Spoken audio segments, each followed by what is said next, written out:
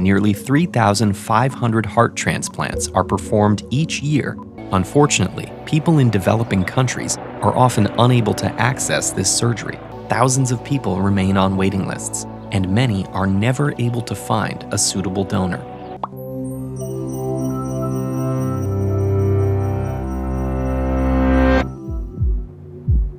Your heart beats more than 100,000 times a day. In just a minute, it pumps over 5 liters of blood throughout your body. But unlike skin and bones, the heart has a limited ability to repair itself. So if this organ is severely damaged, there's often only one medical solution: replacing it. Today, nearly 3,500 heart transplants are performed each year in a complex and intricate procedure with no room for error. The process begins by testing potential recipients to ensure they're healthy enough for this demanding operation. Doctors are especially concerned with identifying immunocompromising illnesses or any other conditions that could compromise a patient's chance of survival. The next step is to match an eligible recipient with a heart donor. Donors are often comatose patients with no chance of being resuscitated, or victims of a fatal event whose hearts are still healthy. In both cases, these patients need to be registered as an organ donor or have their families give consent. And even when a heart is available, surgeons can't just pair any donor with any recipient. The recipient's immune system will view a transplanted heart as a foreign organism that must be attacked.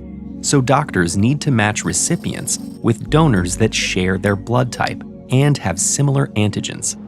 If a match can be made, the surgery can begin. Once the donor's heart is confirmed to be healthy, the organ is immersed in an ice slush and injected with a solution to induce cardiac arrest. These treatments stop the heart from pumping to ensure it can be removed cleanly. Surgeons then place the organ in a mix of cold saline and preservation solution. This is when the clock starts. Disconnected from its blood supply, the heart's cells start taking on damage from lack of oxygen. The organ will only remain viable outside the body for a few hours, so it needs to reach its recipient as fast as possible. Once the heart arrives, the recipient is put under general anesthesia.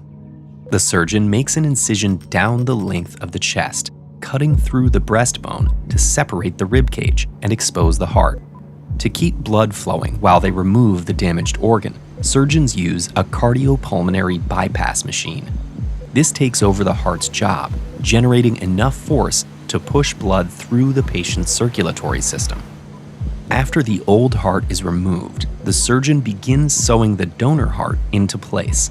This is an incredibly precise process, where each blood vessel and artery must be carefully attached to avoid leaks. The procedure can last several hours, potentially longer if there's scar tissue from previous surgeries. Once it's finished, the bypass machine is turned off and blood is allowed to flow into the aorta. Doctors carefully monitor the new heart to ensure it's beating on its own before sewing the recipient back up. Even after the procedure is complete, there's still work to be done. Surgeons are unable to directly connect the heart to the recipient's nervous system, and it can take years for the body to fully innervate the new organ. During this period, the transplanted organ has a higher resting heart rate and risk of stroke, making exercise difficult and dangerous.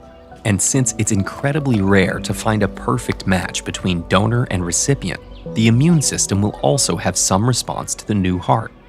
Immunosuppressive drugs can help manage the risk of rejection, but they also leave patients open to contracting dangerous infections. It requires constant monitoring and testing to balance these two concerns. Despite these challenges, about 70% of heart transplant recipients survive for at least 5 years after the operation, and just over 20% live another 20 years. So when this procedure is successful, it's truly life-saving. Unfortunately, people in developing countries are often unable to access this surgery, and many viable hearts can't be donated due to legal and regulatory issues. Thousands of people remain on waiting lists, and many are never able to find a suitable donor.